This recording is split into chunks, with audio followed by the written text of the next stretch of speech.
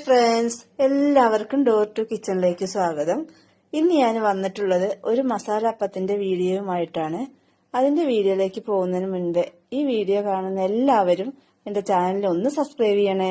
അതിന് തൊട്ടടുത്തുള്ള ബെല്ലൈക്കണും കൂടി ഒന്ന് പ്രസ് ചെയ്യണേ. ഇനി നമുക്ക് മസാല അപ്പം എങ്ങനെ ഉണ്ടാക്കുന്നത് നോക്കാം. മസാല അപ്പം ഉണ്ടാക്കാൻ വേണ്ടിയിട്ട് ഒരു 2 ഗ്ലാസ് പച്ചരി ഞാൻ കുതിർത്തി എടുത്തിട്ടുണ്ട്. പച്ചരി എടുത്ത ഗ്ലാസ് തന്നെ 1 ഗ്ലാസ് ചോറ് എടുത്തിട്ടുണ്ട്. ഇനി നമുക്കിത് അരച്ചെടുത്തിട്ട് വരാം. മസാലപ്പം ഉണ്ടാക്കാൻ വേണ്ടിയിട്ട് നമുക്ക് കുറച്ച് മസാല റെഡിയാക്കി എടുക്കണം. ഇതിലേക്ക് കുറച്ച് എണ്ണ ഒഴിച്ചു കൊടുക്കുന്നുണ്ട്. ഞാൻ സൺഫ്ലവർ ഓയിലാണ് ഒഴിക്കുന്നത്. എണ്ണ ചൂടായിട്ടുണ്ട്. ഇതിലേക്ക് കുറച്ച് കടുക് ഇട്ട് കൊടുക്കാം.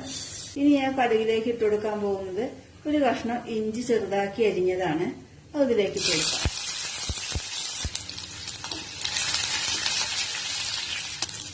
ഒരു 4 പച്ചമുളക് അരിഞ്ഞെടുത്തിട്ടുണ്ട്.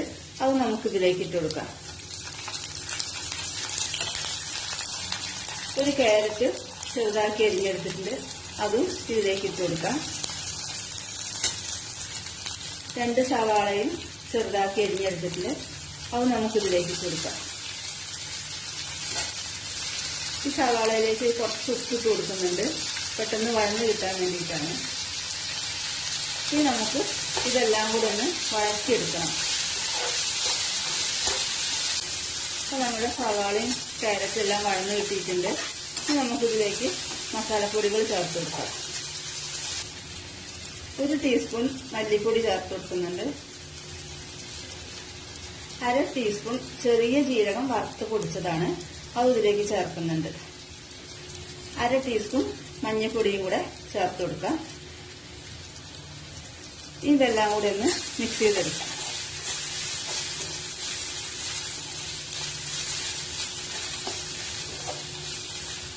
ഇനി ഞാൻ ഇതിലേക്ക് ചേർക്കാൻ പോകുന്നത് ഒരു 2 തക്കാളിയാണ്. അത് തൊലി കളഞ്ഞ് ചെറുതാക്കി കട്ട് ചെയ്തെടുത്തിട്ടുണ്ട്. തൊലിയോട് കൂടി ചേർത്ത് കഴിയുമ്പോൾ നമുക്ക് ദോശ കഴിക്കുന്ന സമയത്ത് അതൊരു ബുദ്ധിമുട്ടായി മാറും. തക്കാളി വഴറ്റിയിട്ട് നന്നായിട്ടൊന്ന് ഉടച്ചെടുക്കണേ. അപ്പൊ നമ്മുടെ മസാല റെഡി ആയിട്ടുണ്ട്. ഈ മസാല നമുക്ക് ഈ ദോശമാവിലേക്ക് ചേർത്ത് കൊടുക്കാം.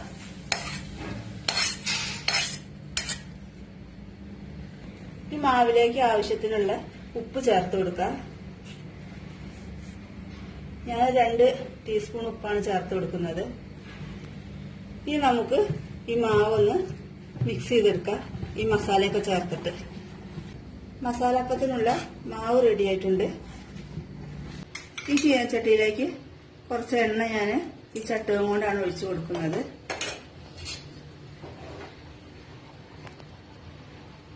മാവ് എടുക്കുന്ന സമയത്തൊന്ന് ഇളക്കിയിട്ട് വേണം എടുക്കാന്.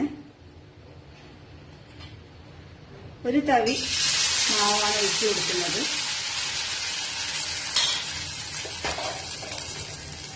ഇനി ഇത് അടച്ചു വെച്ചിട്ട് വേണം വേവിച്ചെടുക്കാന്.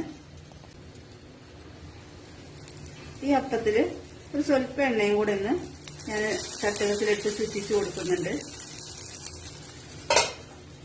ഇനി നമുക്ക് ഈ അപ്പം തിരിച്ചിട്ട് കൊടുക്കാം.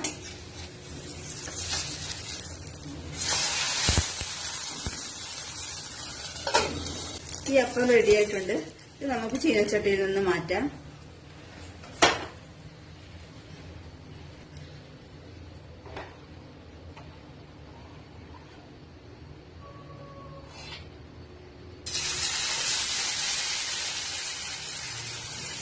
എല്ലാവരും വീട്ടിലൊന്ന് തയ്യാറാക്കി നോക്കി നിങ്ങൾ അഭിപ്രായമൊക്കെ ഒന്ന് അറിയിക്കണം കേട്ടോ. നിങ്ങൾ ആരും ഒന്നും അഭിപ്രായം അറിയിക്കാറില്ല. ഇനി നമുക്ക് ബാക്കിയുള്ള അപ്പം ഇതേപോലെ ഉണ്ടാക്കിയെടുക്കാം. ഇപ്പൊ നമ്മുടെ മസാലപ്പം റെഡി ആയിട്ടുണ്ട്. എല്ലാവരും ഒന്ന് വീട്ടിൽ തയ്യാറാക്കി നോക്കണേ. അതേപോലെ നിങ്ങൾ ഷെയർ ചെയ്യാനും സബ്സ്ക്രൈബ് ചെയ്യാനും ഒന്നും മറന്നു പോകരുത്. ഇനി നമുക്ക് അടുത്ത വീഡിയോ കാണുന്നത് വരെ ബൈ ബൈ.